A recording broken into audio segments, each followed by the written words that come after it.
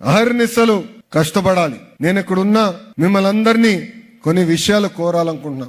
మీరు మీ కంపెనీలో brand ambassadors అవ్వండి. ఆంధ్ర రాష్ట్రం గురించి మాట్లాడండి. మీరు మాట్లాడితే మార్కెటింగ్ ఈజీ నాకన్నా, ఎందుకంటే మీరు కంపెనీలో ఉన్నవారు, మీరు కన్విన్స్ చేయగలుగుతారు.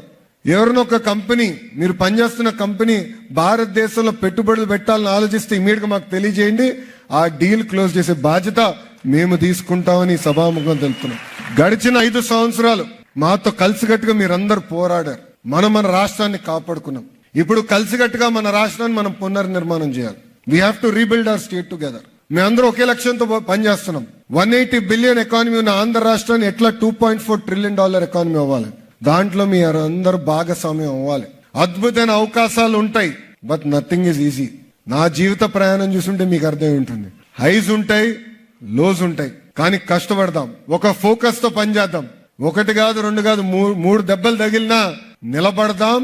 మన రాష్ట్రాన్ని మనం నిర్మించుకుందామని ఈ సభాముఖంగా ఇక్కడ ఉన్న తెలుగు వాళ్ళందరూ నేను కోరుతున్నాను.